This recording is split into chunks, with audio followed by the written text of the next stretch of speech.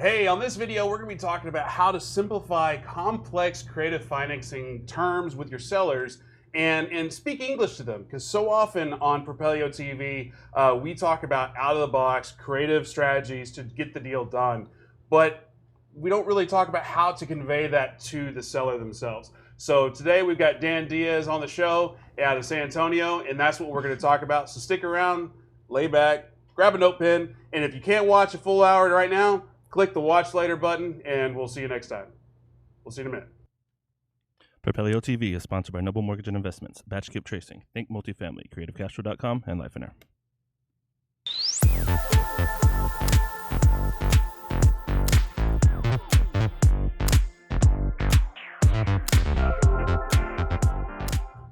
So Dan Diaz is in the house from San Antonio.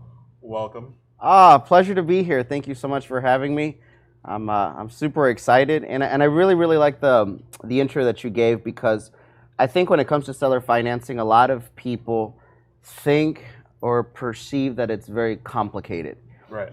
And as a result, it becomes real complicated in their head, and then when they talk to sellers, it's even more complicated. So I really like the fact that we're going to be talking about how to dumb it down, how to really. This is the perfect show. This is the perfect show. And I always tell people, Jason and I always tell people, if you can't explain it to your sellers, then you have, like they're 5, then you really don't have any business explaining it, because you can lose a deal that way very, very easily. Yeah. So hopefully you'll give us confidence that it's not that difficult. Yes, absolutely. Yeah, and often just investor to investor, because people, even our audience here at Propelio, people will watch and like, what are y'all talking about? And our advice is always, well, just keep watching, fully immerse yourself, and eventually you'll get there. But when you're talking about a one-off deal with somebody, with a seller, you don't have the time to really get into that full immersion, and you'll get it eventually. So yeah, you have to really dumb it down. Yeah. So one of the things that I do whenever, and I train my team to do whenever they're approaching every single lead, every single seller, is let them know that you are a professional in your field and that you're going to be offering them at least 2 options. The first option is going to be, and then I describe it, it's going to be a quick close in the next couple of weeks. You take a lump sum of cash, you walk away, your problems are over. And I let them know that from the get-go, plant the seed that in order for that offer to work, they will be having to transfer X amount of equity in the deal. However, the second option that I tell them, and I let them know, however, there's also an opportunity, I'm just going to plant the seed, Mr. Seller, there's an opportunity for you to get more money over time. And that's all I say. I never use the word seller financing, owner financing, amortization calculator, deeds of trust, promissory notes, interest rates, down payments. Those are terms that I never, ever use because it confuses the seller. I simply plant and describe the idea in simple terms. Would you be open, Mr. Seller, to perhaps getting more money over time? That's it. Awesome. I like how simple it is. Yeah, it really is. So what would you say is the response most of the time when you put it that way? So most of the time they want to know more. I would say about 80% of the time they'll say, well, what do you mean more money over time? And then again, I describe a little bit more and I say, well, I don't know what your home is worth. I don't know the repairs. I don't know anything about your home, but I'm just going to use an example of a $100,000 home because the math is real simple on $100,000. Let's say that you wanted, that your home was worth $100,000, that it needed no repairs, and that you wanted $100,000. I'd be happy to do that if you were to allow me to pay over the next 180 months or 15 years.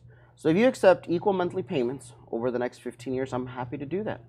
On the other hand, if you're looking for a solution where you get a lump sum of money now and you just want to cut ties, I'm going to need some equity in the deal. You know, perhaps 60,000, 65, 70, 75,000, somewhere around there is likely what I'm going to be.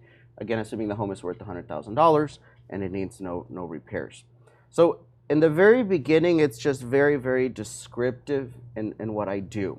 I let them know that nothing is settled, so to speak, and I just throw in nuggets of describers. You know, so do you want lump sum of money or do you want more money over time? Is this in the initial phone call, in the initial lead kind of? I'm losing the word. where you sift The initial phone call? So initial phone call or in-person appointment. Yeah, no. Kind of stuff. So this qualifying. That's the word. Yeah. No, in the initial phone call, just like any other wholesaler, just like any other investor, the goal is to get the appointment. That's really it. So it's very simple. Thank you, Mr. Seller, for calling. Tell me a little bit about your home. Tell me a little bit about the address. When can I see the home? That's it. This occurs in the business model when you're delivering the offer or when you're talking about the offer. In my case, I don't do any offers over the phone. I go ahead and do it in person. So when I do it in person, I let them know you're going to be getting 2 offers. One of them is going to be a quick solution that allows you to walk away. The second solution is going to involve more money over time. Would you like to hear more about that? And going back to earlier when you were talking about the amortization calculator and the scheduling and then that and all these big smart person words that are accurate in the field that we're in, and if you're in this field, you should know those. I'm not gonna pretend I know those, but You do. But the point I'm trying to make though is when you say that, you got to make sure the language you're using serves purpose. So like if you're using the language to make yourself look bigger and better, yeah, do that at an investor event, like puff your chest out. Ooh, I know what this shows. People will look at you as funny because it's like everybody knows that. But when you're talking to a seller, they're not going to think that, oh, wow, this person's really smart. They're just going to think, well, I don't know what the hell they're talking about. And a lot of times, a seller might already know what they want or need. And by you introducing all of these terms and things, they're going to think, okay, wait a minute, I need to think about this more. Maybe I don't understand it. And I have seen people lose deals that way very, very quickly if they don't fully understand it themselves. And I think it's always in a good, as investors, we want to give the options. We want to make them feel comfortable. But I think that we don't realize that that's making them, most of the time, feel a little less comfortable. Yeah. Yeah. So one of the things you have to determine real quick off the get-go is the seller mostly emotional? And does he make decisions based upon emotion, or is he analytical? And does he make decisions based on data? Is he data-driven? Call to the Head, Heart, Gut video from Grant. Teach me something. Yes. Go find that. We'll drop a link somewhere. Head, Heart, Gut. Sorry. Yeah, absolutely. Oh, yeah. So you got to find out, where are they at? But regardless, there is a very high likelihood that we're dealing with individuals who are not terribly educated in real estate and finance. If they were, they probably wouldn't need us. I mean, that's kind of the truth, the sad truth. So we should not complicate things, or at least I don't complicate things, by introducing terms that I also have to define, and then I also have to sell them on, and then I also have to convince them on. Just real simple. Would you like a solution now that allows you to walk away with cash, a lump sum of cash? I do use the word lump sum of cash because that's the common phrase in lottery winnings. Do you want a lump sum? I picked that up earlier. I was like, I wonder if that's what he's going for. Yeah. I hate to say it, but most of our sellers are not very educated individuals. They probably play the lottery. So the term lump sum of cash is a term that they're familiar with. So would you like to walk away with a lump sum of cash, or would you like more money over time? And I let them know it's very similar to winning the lottery. You, sir, Mr. Seller, you're in a position to possibly be winning a small lottery right now. Have you ever played the lottery? I already know the answer to that question. The answer is yes, probably on a weekly basis. I never thought about it that way, but that's a really good point. Yeah, I mean these are coffee drinkers. These are blue collar individuals. They play the lottery on a regular basis. They have scratch offs. They have big dreams and aspirations and don't know how to get there. I just thought of like a perfect lead generation thing that you put on your postcards. Hey, let me look at your house. I'll give you 10 lottery tickets. Yeah. Think about your appointment not appointment conversions, but your conversions to get appointments. So it's funny. Like it's funny 10 you free say scratch offs. Yeah. Let me look at your house, and make you an offer. Yeah. So it's funny. It's funny you say that because I'm going to share with everyone. And it's like that was my idea. You gave it away. No. What I do with my sellers, and you guys need to pay attention to this because, again, you have to know who your seller is. When I arrive at the appointment. Let's do some role playing. Let's see, you're the seller, Casey. Good morning, Casey. I appreciate you giving me an opportunity to be here. I'd love to check out the home, but before we do that, I need to know, who am I writing the check out to today? Oh, that's solid. Well, me. Sure, Casey. What's your last name, Casey? Dehle. And how do you spell that? Dehle. Okay. Now, when I do that, I bring my not the small checks, the big but book. the big book that has the tri-ply checks, I write it out, and I write it out to $1,000. I cut it, and I give it to you, and I let you hold it. And I say, if we're able to broker a deal today, this is a check you can take to the bank today. And I let them hold on to that check. And here's where the negotiation, and this is dirty. I mean, there's no other word for it. I'm like, This is dirty because Tommy's loving this. I see people Yeah. looking at it. They may have not held $1,000 in a very long time. But the big book also makes, man, this is real money, not like a fake little book. No, check money. no. Did anyone Like a else's big heart checkbook. flutter? Wait, No, the just thought of curious. money? You thought of money? No, just the thought of this, like we don't think that way because we're so used to our own environment, narrative, and what we respond to. I think little things like that, we just get disconnected. And this is where it comes to play. Let's say that, in our conversation, I said, I want to know where you're standing, Casey. Are you looking for a solution that gives you a lump sum of cash now and allows you to walk away, or are you looking for more money over time? Just where do you feel right now? You're not committed to it. Just where I do you want feel this right now? check I right mean, now. I thought about lump sum, but I guess what would over time mean? What do you Well, mean it by that? depends. So, for example, did you ever have a mortgage on this home? Yes. Okay. Was it a 30-year mortgage? Yes. Okay. So we can do payments over 30 years. We can do payments over 20 years. We can do payments over 15 years, whatever is comfortable for you. But just be aware that if you want to do more payments over time, I'm able to actually give you more over the course of the time. But let's go ahead and talk about your home. And then we start the process. Every single time that I talk about that I plant a seed of information, I immediately continue talking about something else and let the seed germinate. So what was the dirty part? So the dirty part is this. If 15, 20, 30 minutes down the line, an hour down the line, 2 hours down the line, when we're down to the actual offer and we're at an impasse where things are just not flowing. Let's say you decided to go with a lump sum of money, a wholesale number, and I'm sitting at $50,000 and you want 75 and we're really not moving. I'll come right back and say, listen, Casey, I don't think right now we're able to meet. Perhaps things will work out, in the next couple of weeks or months. I'm so sorry for taking up your time. I'm going to need that check. From my cold, dead Tommy. hands. The chuckle that came out from Tommy in the background was And the I most evil close thing. my offer book. Close my offer book. Yeah. I close my checkbook. And so I'm going to need that check. And you have no idea how hard it is for them to let go of $1,000 now. This is what we call the takeaway. But that's like For anybody ever wondering how that works or what it looks like, that is a beautiful But that's example. taking a metaphorical. Well, not even. That's taking something that's like an abstract thing and putting it into something that's tangible in their hands, and then really taking it away. Because hey, we could have the contract or we could do the deal, but everybody knows the takeaway, but actually physically taking money out of their hands. Physically. That is dirty. And I've had about maybe a good 5, 6, 7% of the sellers just straight up and say, listen, I really need this money. What do I need to do to get this money now? You need to sign this contract at $50,000. You can walk away with it right now if this is the deal that we can do. So what I would be concerned about, though, and this is maybe a side tangent just because this is fascinating to me.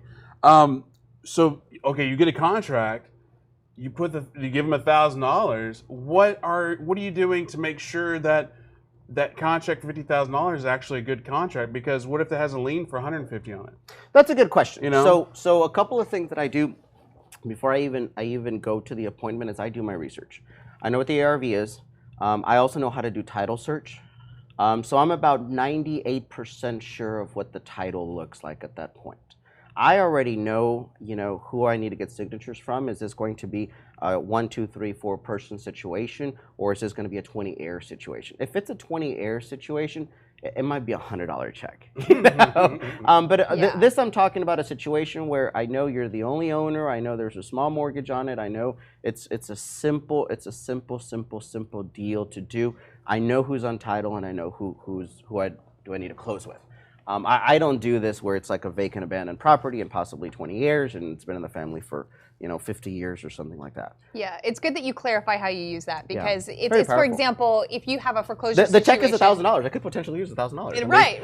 But if it's a foreclosure situation, that takeaway is really risky because of time, but that also might be, hey, listen, I don't have a few weeks. I'm going to have to make a decision because a lot of people will sit on it. So, they might take you up on it and leave, but after people watch this, more people might be doing it, but I was like, very few investors would think that way. Now, would you document that $1,000, like say you get the contract, is that outside of the contract? Do you just call that option money? That's the option you money, just and put that's it as how it's written option. up. Okay, perfect. I just Yeah. want to make sure. And that's very clear. rarely do I do $1,000. This can easily just as work with 100.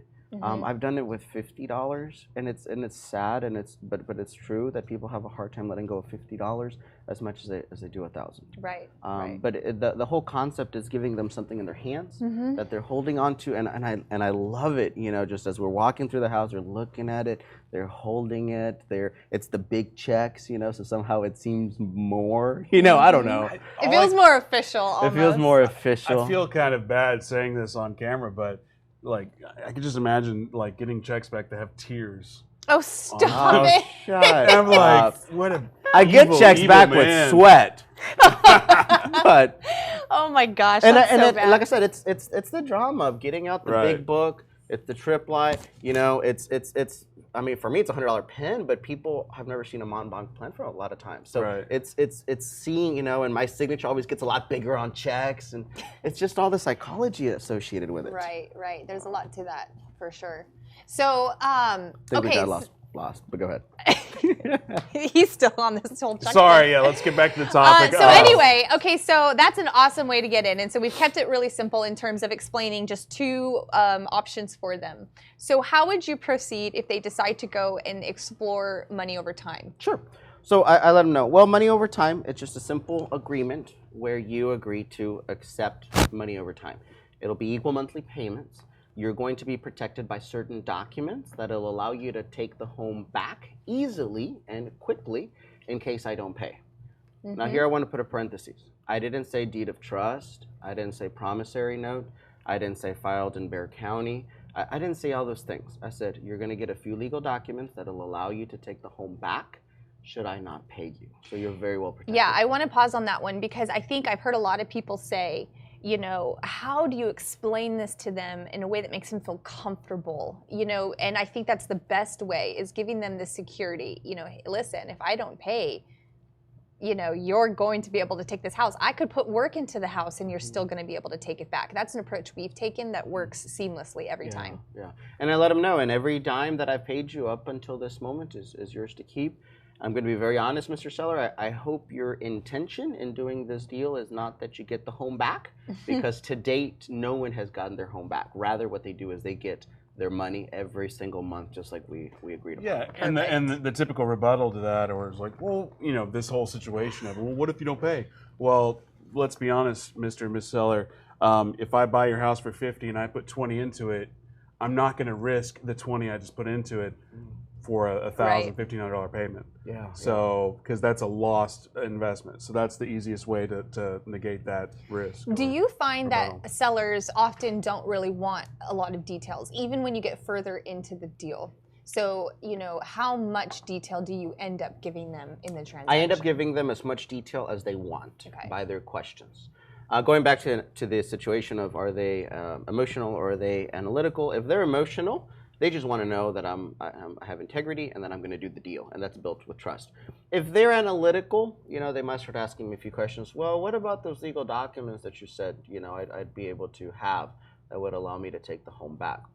But I answer just those questions. So those legal documents in the state of Texas, it's called a deed of trust. You're going to be receiving a first lien position along with a promissory note. The promissory note is private.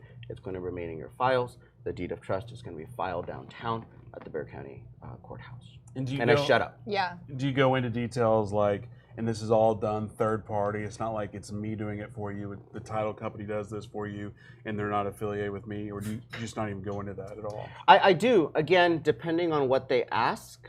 So it depends. If they're the emotional person, I'll let him know. And just so you feel good about this transaction, I want you to know that we're going to be closing with a title company. It's not just going to be a you and me sign things over. There's going to be attorneys involved that are going to make sure that your rights are protected as well as mine.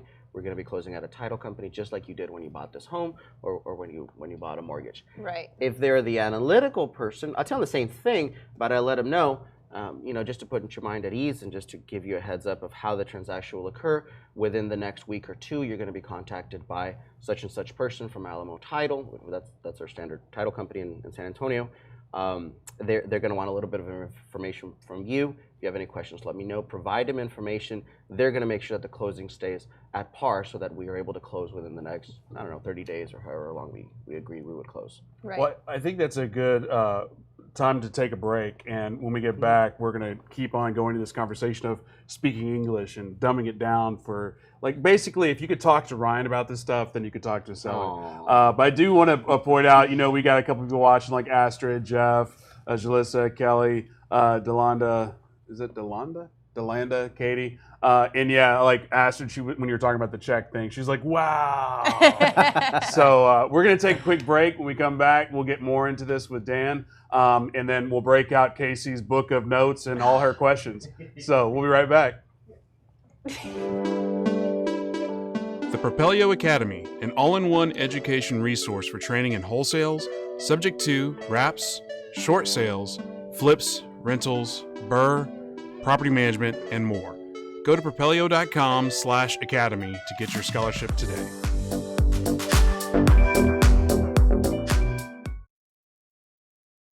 Propelio.com.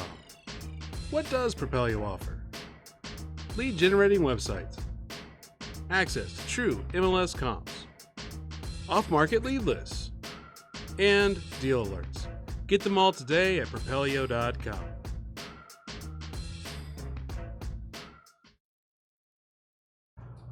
Hey, welcome back. We're with Dan Diaz out of San Antonio. He's talking to us about some language you can use to speak English to your sellers and get a little bit more creative with your deals, but without complicating the sell. So let's just jump right back in. Awesome. We were just talking about some awesome tips on just getting in the door and kind of gaining that trust with the checks. So breaking hearts and souls. Breaking hearts and souls, but in the best way.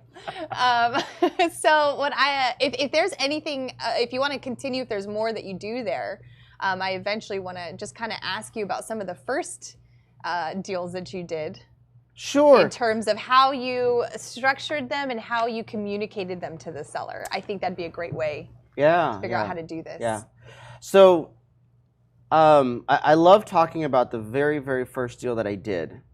And I think a good way to show the contrast is I'm gonna say it with real estate verbiage and perhaps as complicated as it can sound, and then I'm going to go through my thought process when I originally started, and you're gonna see that the thought process was totally different. This was an FHA purchase off the MLS that included a wrap mortgage to an end user owner occupant. That's what it was. Now, how was it dumbed down? I didn't know anything about wrap mortgages. I didn't know anything about real estate investing. All I knew is that if I had a deal where someone was paying me $1,000 and I could get somebody to pay me $1,500, it should work. And at the time, I met a very, very smart real estate attorney that he said, you know what, the beautiful thing about laws in Texas and in this country is that pretty much anything can be done provided two people agree to it. And as long as both people understand the agreement, then you're good to go. So my very first deal, it's a deal that I tell people you should never do, and I shouldn't have done it. But because of thinking creatively, I was able to do very well with it. This was a mobile home on 10 acres in Elmendorf, Texas, which if anybody knows, well, let me rephrase it. Nobody should ever go to Elmendorf, Your eyes Texas. say everything. I mean, it's just that's not your hot zone of mailings in San Antonio. Elmendorf, Texas, that I bought off the MLS, and through my incredible negotiations, I probably negotiated like 5% off. I mean, nothing. That's it. So a heavy sarcasm there. Yeah, no, totally. But I did know something. I felt, now back then I was general manager at Palm Harbor Homes, which is a mobile manufactured home. That's really where I got my start. And I knew that somebody would be willing to pay more. I knew it. I just knew it. Now, that wasn't based on data. That was based upon heart. I just knew that somebody would be willing to pay more. I eventually realized that the buyer was not going to live in San Antonio because they would know San Antonio prices. They would know that the price I'm asking for is probably unreasonable and more than what the property is worth. So what did I do? I started marketing on Craigslist, but in northern states. And because it was 10 acres. You've talked about this before. I have. You talked about this a year ago. I did. Okay. I haven't heard this, so I want to know. Because you didn't watch Propelio TV. Got it. A year ago. So I marketed as retire in a Texas ranchette. I don't know if ranchette's a word. That is. But I came up with it. Painting some color. Painting some color. A better term. It did have an ag exemption. English to dumbing it down. For the northerners. For the northerners. Texas ranchette. I went ahead and marketed, and I found a lady who approached me, and I didn't know anything about owner financing. I didn't know that's what I was doing. I didn't know what a wrap mortgage was. All I knew is I'm paying $1,500 out, and somebody is willing to pay me $2,000. I'll be good. I'll make some profit. I also knew that I had bought the property for $157,000, and I wanted to make $100,000. So I was advertising it for $257,000. I knew that somebody would want to buy it because of what I was selling, which is retire in a Texas ranchette. That was it. And again, this is the deal we shouldn't have done. It took me almost 7 months to find the right person. I every single day, morning, lunch, and afternoon, I was marketing to someone. So had you closed on this deal already? So again, part of not knowing what you're doing, yes, I did. Personal credit. Got it. Personal loan, FHA loan. Got it. Little did I know that that's not how you buy things. Live and learn. Yeah, live and learn. Don't worry, there's a happy ending. There is a happy ending. There is a very happy ending. Long story short, I found a lady who was willing to pay me the $257,000, but she was, her story, a funny story. Her story was that she was running away from an abusive boyfriend, and she didn't want her name on anything. So I talked to my attorney and said, hey, she doesn't want her name on the document, so what can we do? That's when I learned about land trust. And he says, well, we can go ahead and put it on a land trust, or we can put it in an LLC under her name. And we could make the land trust or the LLC the name of the street. So her name's not there. I went ahead and told her that. She says she likes it. She asked me if I was ever going to ask her to refinance. I said, not if you don't want to. That was the selling point on that deal. She went ahead and brought in $80,000 down payment. So I was upfront an $80,000 positive. And the way I structured the payments, I would be getting an extra $400 per month. Now, I didn't know anything about it. So it's funny, when I went to the closing, the attorney asked me, so what's the interest rate? And I'm like, I don't know. And he's like, well, how'd you come up with this payment? And I'm like, well, it's $400 more than I pay. And he's like, that's not really how you do things. I'm like, well, I don't know. And he says, well, you're financing it. That means that you agreed on an interest rate. I'm like, well, we didn't agree on an interest rate. She just agreed to give me $1,900 a month, and I know I'm paying $1,500, and I know I want $400 a month. So figure it out. And he got on paper, and that's when I learned for the first time about amortization calculators. Oh, that is funny. Side note, if you're in Texas, and I don't know the rest of the country, I don't know about Dodd-Frank and the rest of the country, and I don't even know about Texas, but if you're in Texas, you got to get an RMLO. Yes. That's that was the first deal that I did. I did not get an RMLO because I didn't even know what an RMLO was. Fortunately, I'm protected because it was the first one within a 12-month period. Right. So because it was what? It was one within a 12-month period. Ah, right, right. Yeah, so you are protected. This is pre-Dodd-Frank anyway. No, this was 2015. Okay. Yeah. This was very much within Dodd-Frank time frame. But what I love, just to get a little moto on you or on is what I love about that story is because too often in the Propelio world, on the Facebook comments, YouTube comments, you have so many people that are like, well, how do I get started? What do I do this? And you can say it to your blue in the face of just, you got to take action. You just got to take action. Well, what does that mean? I don't know what I'm doing. Well, this is a perfect example of he did not know what he was doing. He just kept going and chipping away and just knew there was opportunity and just got to keep going. So, and I hate getting to the whole mindset fear thing, but you just gotta do it. And I know that's rah-rah, but it is what it is. It is what it is. And little did I know at the time that when we did the math, the interest rate I gave her was a ridiculously low interest rate. I think it's about 6.15. I want to do deals with you. Now, again, my head was simply $400 a month more. Right. That, You're just that was thinking of it. the spread. That was it. That's all I was looking In for. my head, would have been like $100,000 more. Not even thinking about the whole 30-year, 15-year, Yeah. whatever interest rate or anything. Yeah. So, obviously lots of things I would have done differently with what I know now. I wouldn't have purchased with my credit a mobile home on 10 acres in Elmendorf, Texas. I certainly wouldn't have done a deal at 6.15% interest rate fixed to 30 years. But the point is the deal was done, and it really was a very profitable deal. I got an $80,000 upfront profit in the down payment, and I'll be getting $400 a month for the next 30 years. Well, now 26 years because it's been performing for about 4 years now.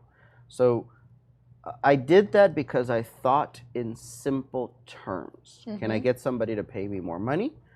The lump sum of money, the purchase price. Can I get somebody to pay me more per month?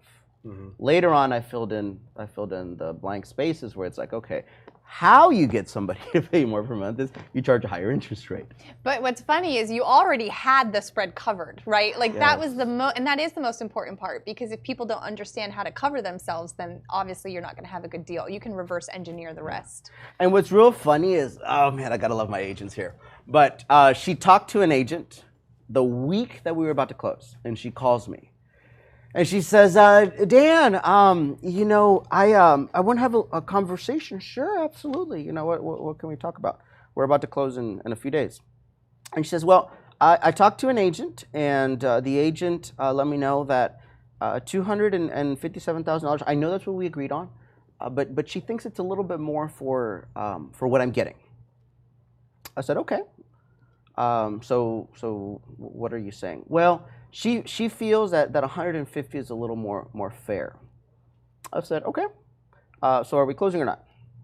And she says, well, I feel a little bit more comfortable with 150. And I'm like, okay, well, let's kind of go backtrack.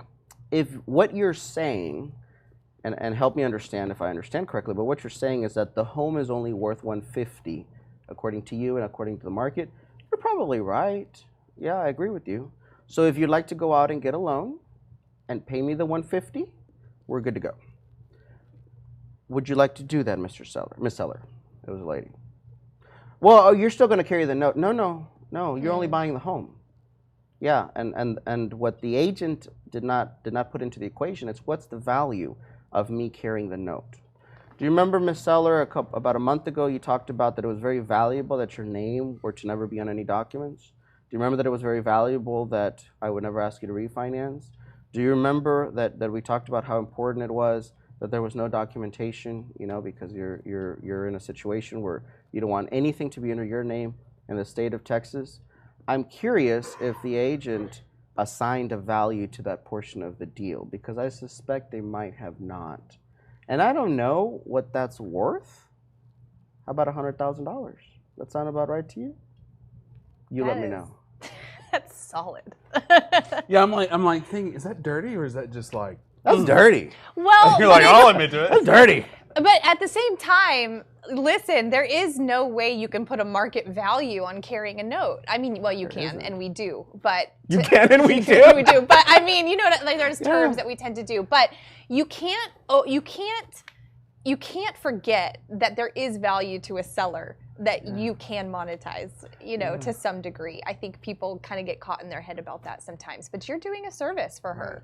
Yeah, absolutely. And at that time, I had already figured out the interest rate.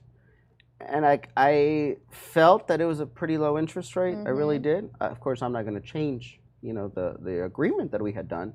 But that was a real good point to insert that. And I said, Ms. Seller, the other thing that I really want you to consider that I'm pretty sure the agent may have not put into the equation is, what is the average interest rate for an owner finance transaction? I don't know, but I hear it's around the 10 percentile range, which if we applied it here, you'd be paying about, I don't know, $900 more per month. We're closing at 6.15 right now.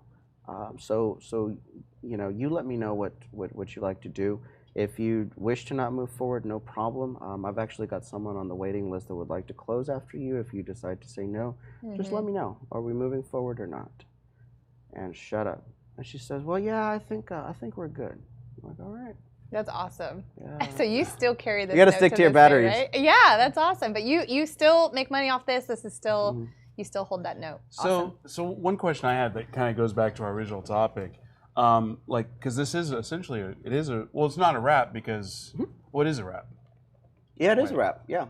But Loans under my name. Do you I wrap a convey mortgage. that to them? Like, do you say, "Hey, it's a wrap," or do you talk about that at all? And if you do now in the different deals, how would you explain a wrap to the layman? So everything is disclosed at the closing table. The simple terminology that I talk about and that I want you guys to kind of figure out is during the negotiation phase. But at some point at the closing table or before, you do have to sit down with them. And in my case, it's usually my closing agent, but I'm usually there with them, where I let them know, okay, I need your initials here. This is what it says, and this is what it means. This is what it says, and this is what it means. So everything is disclosed. That if they're purchasing on a wrap mortgage, if there's an underlying mortgage, if there's a due on sale clause, all those things are fully disclosed, and they're done in a way in which they can understand. So the simple terms that I talk about, it's during the negotiation phase. During the negotiation phase, that's not the moment to bring out all your disclosures. Right. That's not the moment to talk about all the details yet. You're just trying to sell them on ideas. Because what's interesting is because some people use like a 1-page or 2-page contract versus like the Trek 1 to 4, which is like 9 pages plus the seller's disclosure. So it's like, well, you could do the 1 to 2 page contract, but the whole point of a Trek 1 to 4 is to protect everybody. So which one, you could do this or this one is really more solid. So there's a give and take there. But then when you enter the realm of like sub 2 contracts, obviously it's dependent on what lawyer you use and what lawyer draws up. The last one we were playing with was like 33, 34 pages. You come out in negotiation with a 33, 34 page contract, that's gonna scare some people off. So like, I understand kind of like tiptoeing up to that point. At what point, and then how do you deliver like a big ass contract like that? Is it just like, sit beside them side by side? Okay, here we do this, and just go one by one? Yeah. So again, I really try to cater to their needs, and before I bring out the contract, I use the Trek contract all the time. So it's 9, 10, 11 pages. I let them know I'm going to start filling out the contract. There's a lot of legal jargon that we can spend as much time as you'd like talking about it and explaining it to you. But before we do that, I want to cover the most basic information that you understand, which is the sales price and the terms. Sales price is on page 1. The terms will be either on special provisions or it'll be under the seller financing addendum. Once I cover that, then I let them know. Now I'm going to need your initials on every one of these pages, and I'm going to need your signature on this page. You tell me, Mr. Seller, what you'd like for me to explain further, or if you feel comfortable, just go ahead and initial here, sign here, you get a copy, and you can read it at your discretion. That's a great way I to love do that. that. You tell me what you'd like for me to Because explain. you're setting expectations of these are the most important things. You put it out there, but you're not necessarily getting them to just pull the trigger right then and there. It's almost like you're warming them up. And then you do go by the line, but then you also say, hey, whatever you want to know, we'll know. And I'll usually get an idea, again, the analytical person, they'll start reading. Whether they understand, I don't know. Now this is something else. I let them know, you take as long as you'd like time-wise to go over this contract. I don't read it for them. I let them read it. Here's the contract, here's page 1. Let me know if you have any questions, and then I turn around and look at my phone. And I give them time and privacy. The thing what I like about that, again, I just said what I said, but if you think in psychology world, and I'm not a psychology guy-ish person, whatever, but if you think about it, it's like if I've never seen a contract, or it's been years and years and years since I've seen a contract, I don't deal in this realm on a day-to-day basis. Like every single page, there might be a room for anxiety because like, what's next? What's next? What's next? But if you just go ahead and like rip the Band-Aid, here, this is the most important. Let's go one by one. Then they already know what's coming. And then there's hopefully you kind of lock away that fear. Does that make sense? Yeah, I mean, I've had sellers that want me to go through everything, and I can honestly say it's been only one or two out of all of them. So it really is a severely small, analytical. Yeah, like they have a lot of nerves, and I kind of go over it. But I always explain the contract is, well, first of all, I'm licensed, so I have to use it, but a lot of people don't. But I always say this is designed to be fair to both parties. This is why I use this contract, and for some reason that gives people just a lot of trust right out of the gate, and that's why I like to use it anyway. So even if you aren't licensed, use it. It's a great tool. But yeah, in terms of them wanting me to go over everything, gosh, it takes some time. And I have had one who I think just felt overwhelmed by it, even though they asked me to do it, and they never ended up doing anything. So that you have to be prepared. Oh, so they didn't sign? They didn't sign. Wow. But in that case, they were a foreclosure, and we were going to list it because there had time and equity and things like that. So that was kind of unique. They ended up actually just keeping the house. Oh. So the rare. nugget there, and we've said it many times, if you're in Texas or whatever state you're in, whatever like the standard contract is, read the damn contract. Yeah. Understand it, because if you get in a situation with a seller and they do ask those questions and you start stumbling. Yeah, exactly. If you don't know what's on there, guys, it could be a deal breaker. So a tip there, and I don't know, this may be dirty, but whatever, is go find your for sale by owners. They want 100, say, hey, I'll give you 105. Do a one-day option. Give them $1, give them $10, just to go through the contract, just to get those jitters out, and then cancel the next day. And that'll give you an opportunity to practice on a real world, real case basis with consequences if you don't cancel the damn thing. But at least you get the opportunity of going through a contract with somebody. I don't know if you've heard that before, or if you're like, I don't haven't. like that. I don't. Are you thinking that sketch? I don't love it, but it's not I mean, for sale by owners often always want too much money, so it's always, yeah. you know, they're tough. They're tough sells. That's why you do sure. like a one-day option. Like, And I love funny. for sell by owners because you're right. They usually want too much more money. So off the bat, I let them know.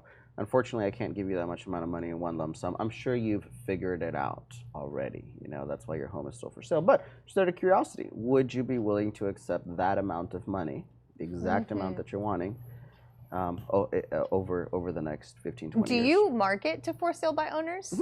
And what do you feel like they have a very good response rate for owner financing deals?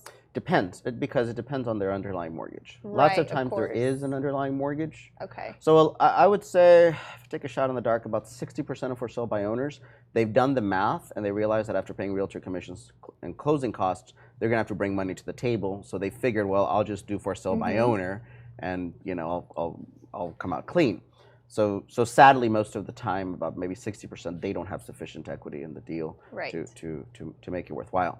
Now, even with them, what I asked them is, just out of curiosity, you know, you bought 3 years ago, for example, is the reason that you're doing, you know, for sale by owner is because you've already been doing the math, you were smart enough, and you realized after realtor commissions and closing costs and things of that nature, you'd have to come, you know, bring money to the closing table. And they'll tell me, yeah, we did it and we don't have the money. So it sounds to me, Mr. Seller, that your real problem is not the house and selling the house, but for somebody to take over your payments. Is that about right? Yeah, that's really it. You're not really looking to make money. You just don't want to lose any money. Well, and by the way, and I guess we can talk about that. I very rarely tell people that I'm willing to take over payments. Very rarely. Okay. So usually what I do is, well, this is literally me in person. Well, it sounds to me like your problem really is the monthly payments. In a perfect world, if you could find somebody who would be willing to take over your payments, I'm thinking that would solve your problems, wouldn't it? So, you know, they agree, and I say yes, and I said, so I'm curious. Let's go through your database. Do you have maybe a family member, a relative, a coworker that maybe you've heard, hey, I can't get financing? Because that could be your solution right there. No, not really. Are you sure? I mean, you don't work with somebody? I mean, think about somebody. And there have been times where they're like, you know what, my Aunt Betty, she can't get a home. Why don't you go ahead and let her take over payments? Oh, I don't trust her. Well, but she's going to solve your problem. Your problem is taking over payment. Yeah, but you know, Aunt Betty, oh no, man, I mean, she's, you know, She's always getting let off of jobs, and I just don't trust the situation. I'm like, well, so if you don't find somebody to take over payments and it's somebody that you trust, are you just going to let this foreclose? Now, I understand why you don't want Aunt Betty to take over payments. She only has one job, one source of income. What if you found somebody who professionally took over payments for people like yourself that had the multiple streams of income, that did this as a business? Would you feel a little bit more comfortable doing the transaction with them? I say with them. Plant the seed. Well, I guess, but I mean, I don't know anybody who does that. Well, we don't do this very often, but we're a full-fledged real estate investing group. I really like you. I think we can do the deal. Would you like to talk about that? We'll take over payments. So I have to fight you a little bit on this, only because I'm on the show with Grant Teach Me Something every single time. And this is one of those things that he is a huge stick in the mud. And like in real estate communities, you can use the words, and feel free to, it's not me, it's Grant. Sure. It's Grant. He's throwing you under the bus, Grant. No, Grant. Where is he? Grant, if he's watching, he'll be yelling at the TV. But he's a stickler on never using the words takeover payments, because that's insinuating that you're taking or you're assuming the loan. Correct. So his language is make payments on their behalf. Yeah, in your behalf. So I only wanted to throw that out there. I know right now we're just having a conversation, but I just like little Grant on my shoulders, like you better speak up. Yes. So you're absolutely right. The language that I use is exactly that, which is somebody, would you like for somebody to make payments on your behalf? The only problem at the very initial parts is that they don't know what that means. Sellers are not familiar. Again, we're talking about familiarity. Yeah. So I will never use the word assumption or assume or be responsible for. Never under those circumstances. Why do I say take over payments in the very initial parts of the conversation? Because that's a phrase they're used to. That's a phrase they're used to. But you're 100% correct. That's why I was like, I figured that's where correct. you're going, because the whole part of that conversation you were talking about Aunt Betty, a cousin, or whatever. But I was just like, okay. Yeah. I'm glad So I use the word takeover payments when I'm talking about Aunt Betty. I use the term takeover payments when I'm talking about someone else, that you know of. And then when it comes to us, I let them know, and at the very part of that conversation now, we don't take over payments from the perspective that we're going to be legally responsible for them. However, we will be making payments on your behalf if that's something that you'd like for us to do. So you're 100% Thank you for correct. clarifying, because I know Grant I was expecting will yell at me. more bickering, but whatever. No. When you got, listen, I'm not correct. Grant is correct. I think it's time for our final break. I do. Oh, I'm about to choke. Excuse me. Wow, I don't know where that came from. I do want to say real quick, for the next week, the best comment on YouTube, it'll be completely arbitrary competition. Arbitrary? The best. Don't choke on that word. That's a big word. Simple words. Oh, sorry. Small word. The coolest, funniest, awesomest comment, question, or something that has to do with this episode on YouTube. We'll pick it next week. And we'll give you a book or something, like whatever. Probably. What's your favorite business book? I like The Richest Man in Babylon. Okay. How about we do this, if it's okay with you? And I know it's kind of last minute, but whoever you pick as the winner, I will get the book for them, and I'll let them have 1 hour access of consultation with me, no charge, nothing, no upsells. Just what do they need help on when it comes to owner financing? Awesome. That is awesome. So what we'll do? So in the next week, best comment on YouTube. And if there's a ton of comments, we'll do 2 of them or whatever. And you can have your next 24 hours. I was like, I think you just took more of your time. Anyway, so we'll do. What's your favorite book right now? Oh gosh, there's so many. Oh my God. Seller Be Sold. I love reading that one over again. Which one? Seller Be Sold. Oh, that's an oldie but goodie. It is a good one. You know what I'd like to challenge people. Answer the question. Closer's Survival Guide for Grant Cardone, I think. Is the pamphlet? The pamphlet. Yes. The Closer's Survival Guide, because you can listen on repeat and you'll get language in your head with sellers. So we'll do that one, and then we'll also do an oldie but a goodie influence. So Richest Man in Babylon, influence, and Closer's Survival Guide, and an hour Dan Diaz for the best comment on YouTube within the next week. So you got plenty of time to go find the YouTube link, drop a comment, and a question, something that's relevant, or maybe something profound. But if you keep it simple, then we can understand it. Yeah. So we're going to take a quick break. When we come back, we're going to wrap up this conversation. But I think that's the biggest giveaway we've ever given to one singular person. So, we'll be right back. The Propelio Academy, an all-in-one education resource for training in wholesales, subject to wraps, short sales, flips, rentals, BRRRR, property management, and more. Go to propelio.com/academy to get your scholarship today.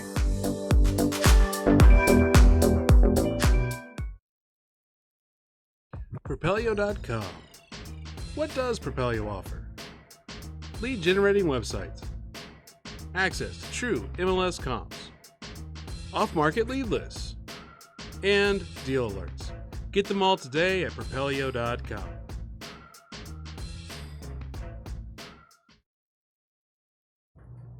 So we're back, and this conversation we've been with Dan Diaz. We started off talking about the simplicity and using simple language with your sellers, and we went into a couple deals with Dan, and we kind of went on some rabbit holes, which were fun. I'd like to bring it back to a little bit more of the simplicity and what are some other random things that we can keep complex, or not keep, but take complex ideas and give them to simplicity. And then I know you have some questions.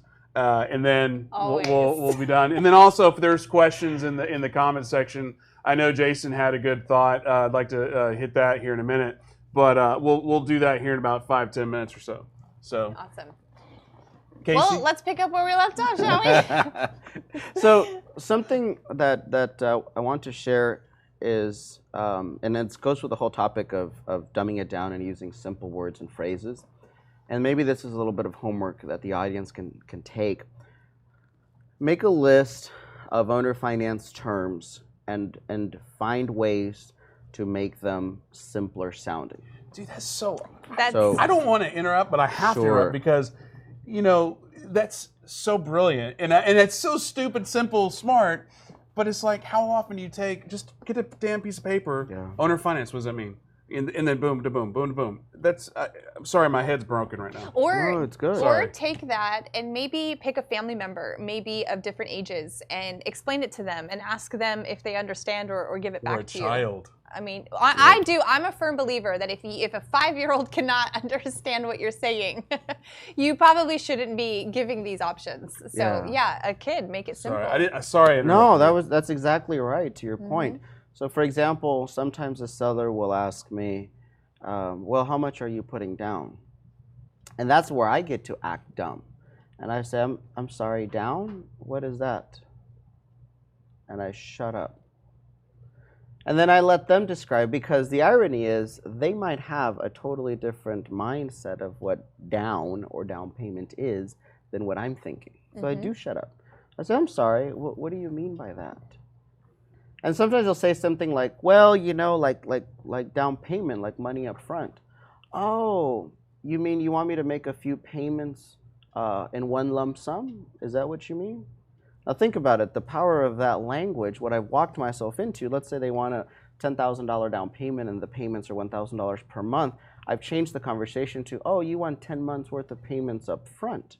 Is that what you want? Yeah. Now, it might be what they're asking for, it might not be, but if they say, yeah, I want money up front, okay, great, well, let's talk about that. If they say yes, which I'm going to try to negotiate either down or get something out of it, but even if they say yes to that, what I really did is I gave them 10 months worth of payments up front, but then I have 10 months of no payments to them. So they'll ask me, well, what are you paying for interest rate? You know what? That's a great question. How much are you paying to your bank right now? Yes. Well, it's about 5%. Okay. And now the bank gave you 30 years to pay. Is that right? Okay. I want to apologize. I didn't really talk about an interest rate because we're only talking about a payment plan of 15 years.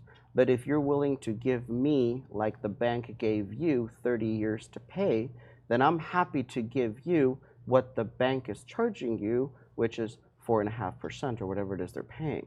I walked my way into a 30-year amortization negotiation. So really dumbing it down and asking questions. Interest rate.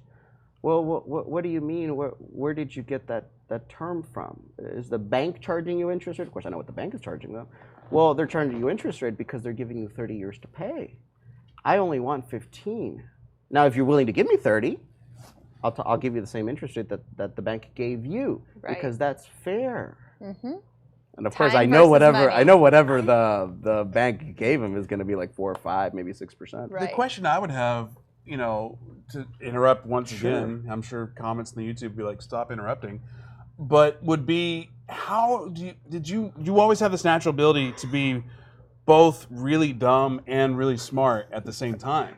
Because I was just really dumb. No, because we're having this conversation. A compliment and it's like, or an insult? I don't know. But I'm like, you're riding that fence line, and it seems like in this business to be successful, you have to do that. Because too often, like, you carry that bat of, I know everything. Well, okay, I'll give you 5 down. Well, they might have thought 500 down, and now you're paying them 50 or 5,000 more because you didn't listen. Yeah. So it was a compliment. I know I started with a dig, but no. It's super important, to ask the question. So you're asking about a down payment. Well, how much did you have in mind? And it's very true. They'll say, well, how about 5 down? Maybe it's 5%. Maybe it's 500. Maybe it's 5,000. Ask. Because in our mind, it might be 5% or it might be 5,000, but in their mind, it might be just a very figurative, 500 or. I find that with sellers all the time. Even when I was in sales, it's like they really don't have a firm grasp on what they think they need or want either. And when you pull that out of them, then you're helping them rationalize along your line of thinking, and then you're in control of the sell. So that's important to do. And I always try to go back to fairness. Most people either have a mortgage on their home or they're somewhat familiar with mortgages.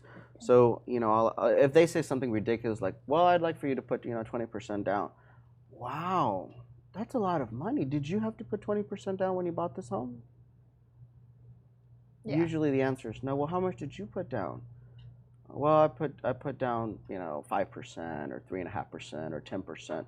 Well, 10%, and the bank gave you 30 years to pay. Are you willing to give me 30 years to pay? Because if you are, then I think that's a conversation we can have. Awesome, that's good. And then they're like, no, or like 15 years is fine, Back out into it. Yeah, that's also the reason why my usual go-to is 15 years, because 15 years is a shorter amount of time. Anytime, if they're going to be pulling out down payments, if they're going to be pulling out interest rates, if they're going to be pulling out any of that, it's like, oh yeah, that's what banks do. And they give you 30 years to pay. Are you willing to give me 30 years to pay? Because if you are, I'm okay with that. But I want to give you your money quicker. Yes. So it's this is how you hold the power. And the check. You give them a check. I will say that's my biggest takeaways for this episode was the actual takeaway of the check. I know it's dirty, but it was perfect. But then also that what we just talked about a second ago of do some homework, take out what's the complex ideas and write them out. And then just like, how would you, and then write out so you're prepared to explain it to a 5-year-old. Yeah, absolutely. Like, that's my biggest takeaways. Casey, what about yourself? Well, you kind of took mine, but I think a big takeaway for me was that you don't necessarily have to have all of the terms and the percentage rates and all that stuff down to a T science. I think there's a lot of room. When you said an agreement between 2 people is all that you need. So if you can figure out what that agreement is, it might not be industry standard or anything, but if it works on your spread, don't be scared to make those deals. You can get really creative, and I know you get creative with some of your deals, so there's a lot of room out there for that. Yeah, absolutely. And I hope what the audience takes away is the first deal that I did was incredibly profitable. I think by any standards it was. However, it was also the deal that I knew the least about. I didn't even know that I was supposed to charge an interest rate. I hadn't even calculated what the interest rate would be. I just knew I wanted $400 a month more than what I was paying. Right. So don't be afraid to just speak layman terms. Once you get the agreement in place, then if you need to talk to an attorney or you need to talk to somebody who's a little bit more experienced to actually put the technicalities in place, that's fine. Do that. But don't be afraid to have those conversations.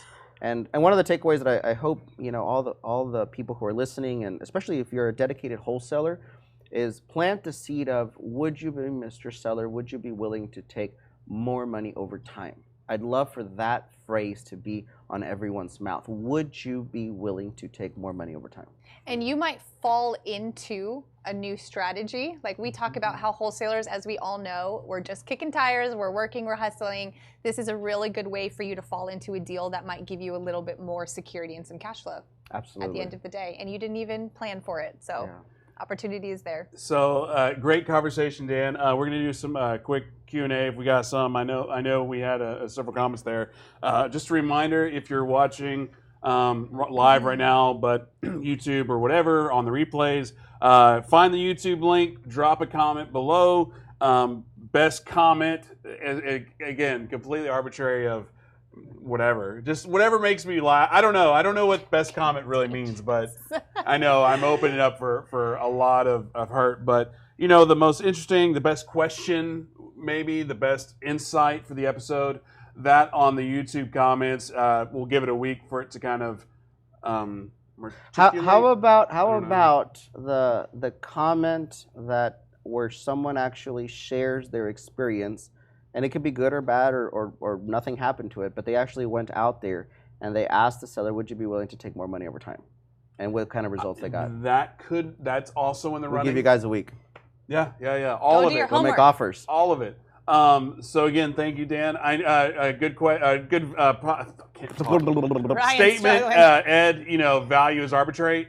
Absolutely, it's absolutely true. It's like what your value is different from what my values are. Cassandra, what if the seller wants much more than the original amount of the loan?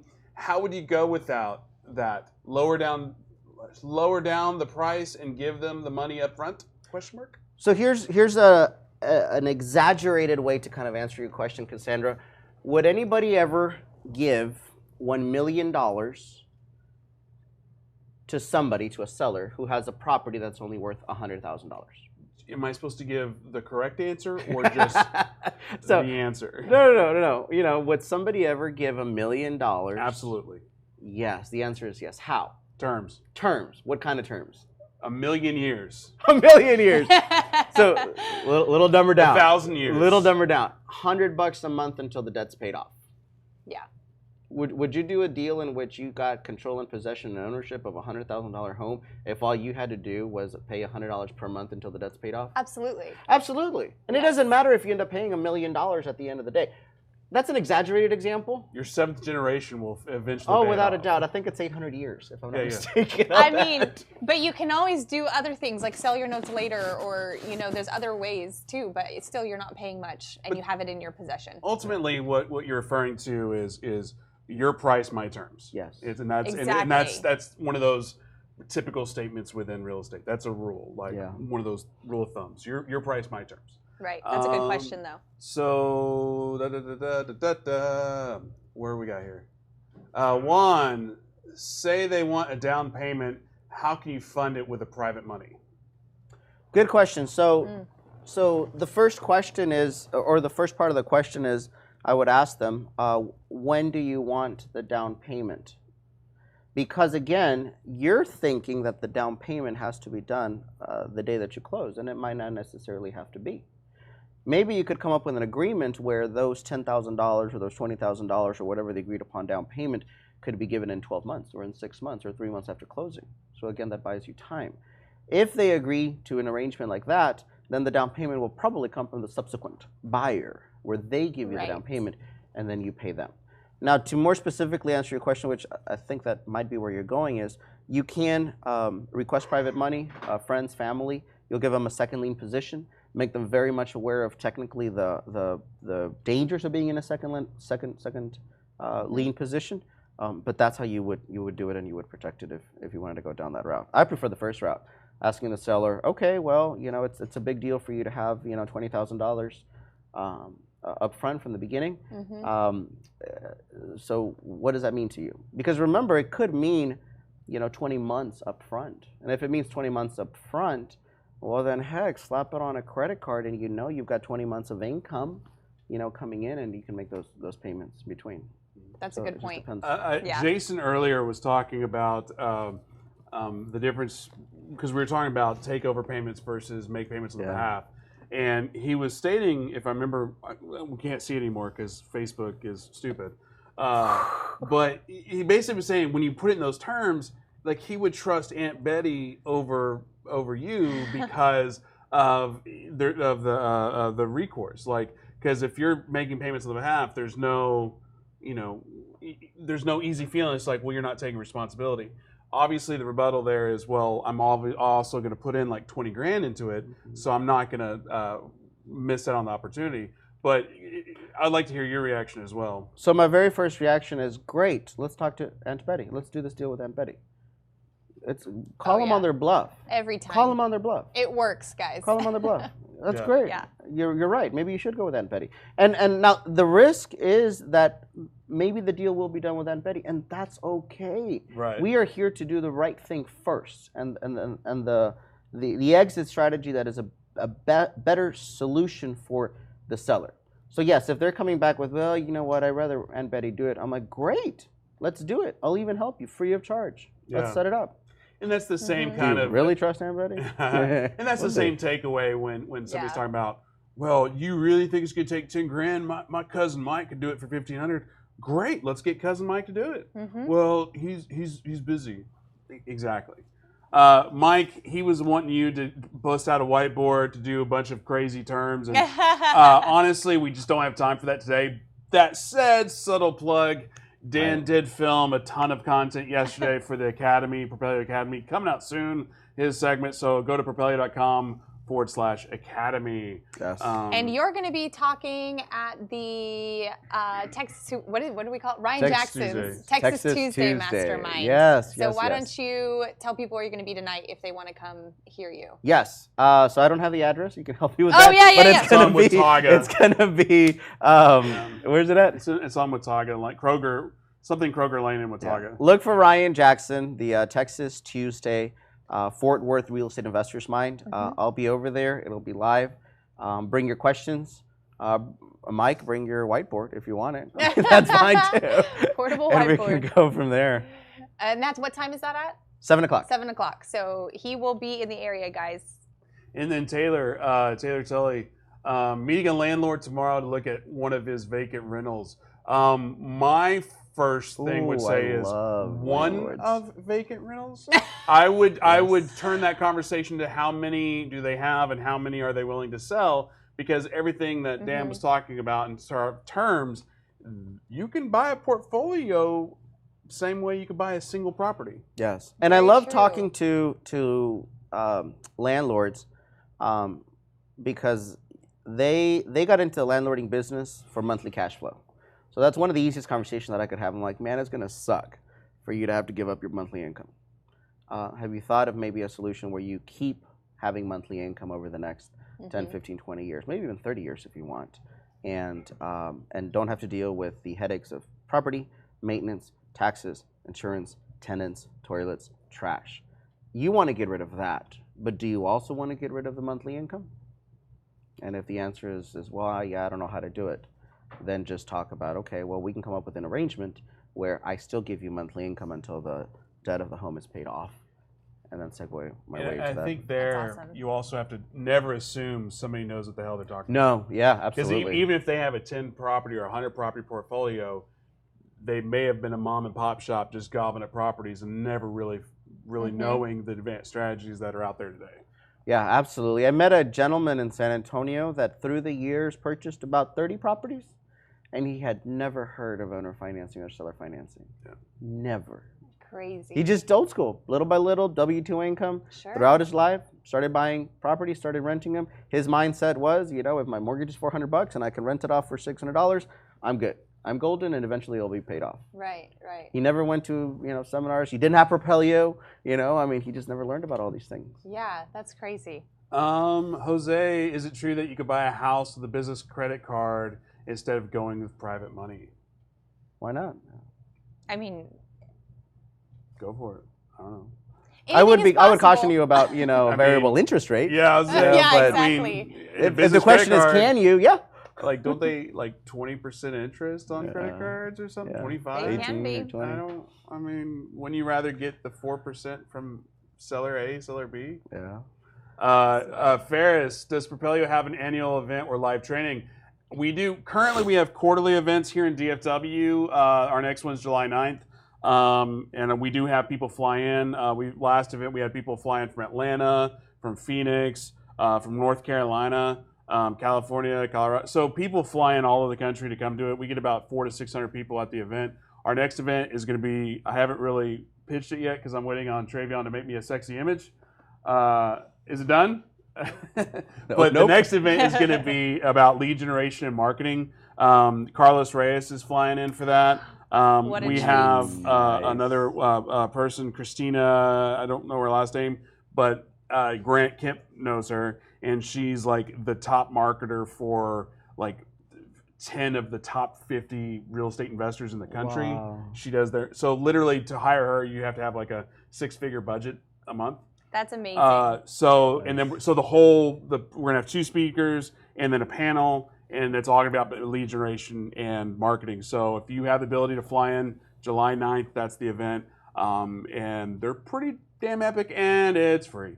As far as what you got going on, Dan, yes, you have the event tonight, Text Tuesday. What else you got going on, and what are you looking for? How can the audience help you out?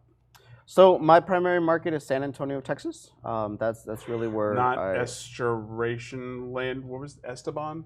Where was the land? What was the city that you invested in at the very beginning? No, that's Elmendorf. Elmendorf? Yeah, don't bring me deals from Don't bring Elmendorf. Not Esteban?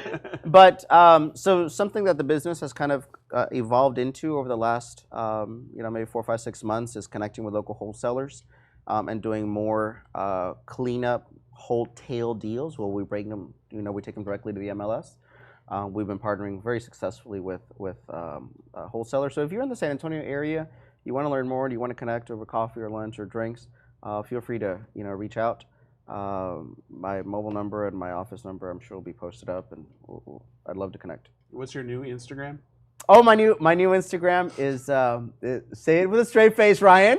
I forgot it. I don't even know what it is now. So we launched a website that has to do with owner financing specifically. We do have the ability to approve a buyer for owner financing and then let them pick any home off the MLS. Our website is OFMeNow, ownerfinancemenow.com, OFMeNow. And of course the Instagram is also OFMeNow and on Facebook OFMeNow as well. And couldn't you sell that Instagram handle today? Possibly. I did get an offer for about $11,000 from an undisclosed adult industry provider, but we're keeping it. So Casey, what are you looking for? On that True note. story. That's funny. Yeah. So go follow him on Instagram. Yes. Me now. And you're always posting like interesting deals and things like that. So he's a great guy to follow, obviously. Follow me on Instagram. I'm new to the game, but I'm trying. Casey Buys Houses. I'm going to start kind of talking about some of the complications we've been coming up with and how we solve some of the issues in our deals. So if you're interested in getting some tips, and as I learn more from this guy, I'm going to start employing some more of these strategies for sure. So. And I'm Ryan Harper. Follow me on Instagram, Ryan S. Harper. Also, so to plug, join the Propelio group on Facebook. I just launched basically a free public buyers list. Yes. Mainly just because everybody in the groups are always like, I want to be on a buyers list. I was like, screw this. So I just made one. I think it's up to almost 200 now. So if you go to the Propelio group on Facebook, join it. You can get on the buyers list. You can download the buyer list. I'm taking zero responsibility for it. Do. So, please don't spam the crap out of it. Please don't add it to your financing now. It's only for buyers list, but whatever. But I have zero responsibility if somebody puts you on whatever site, my thing. As far as Propelio.com, if you're looking for comps, you're looking for leads, you're looking for websites, we got you covered. We've got the Driving for Dollars app that we're still in beta right now. We're also got our national leads, national comps that we're in beta right now. We've been testing the past couple weeks. We've got Propelio Academy. So if you're looking to learn to do all this shit for free, just go to Propelio.com/academy.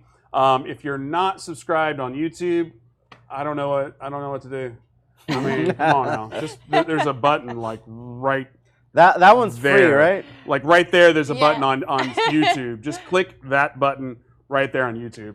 and then you can subscribe. And all this stuff's free. The only thing that we charge for is the monthly subscription for Propelio.com. Which is worth every penny. It is. Yeah. I Absolutely. use it. We use it. So that's all we got for the day. Keep the comments flowing on YouTube. Again, if you best comment in the last week and next week, you got your inspirational story. Go out there and test these things. Do the homework. I'd like to see that in the comments section too. What are some complex terms and what's the simplification of it? Drop them in the YouTube comments below. And next week we'll pick a winner, and you'll get Rich Man in Babylon. You'll get the Grant Cardone Closer Survival Guide. You'll get the book Influence, and you'll also get an hour of time with Dan Diaz. You are not eligible to win this package. Dang it. But we'll see you next time. Thanks you so much for watching, and welcome back, Tommy, to the studio. Yay! Woo! Have a good day. You guys have a good one. Take care. Thanks for watching. Propelio TV is sponsored by Noble Mortgage and Investments, Batch Skip Tracing, Think Multifamily, CreativeCashflow.com, and Life on Air.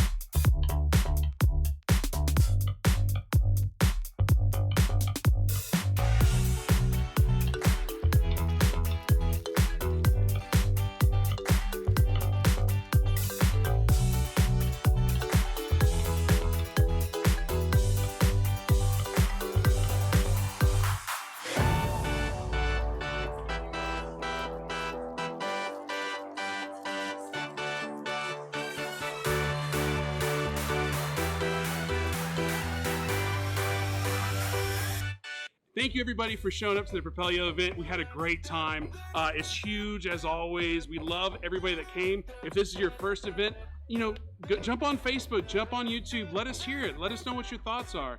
We love feedback. Anytime we could do something better, we want to do that. If this is your second event, your third event, your 10th event, let us hear that too. We're trying to create a community here where everybody comes together. So thank you so much for being here, and we'll see you at the next one.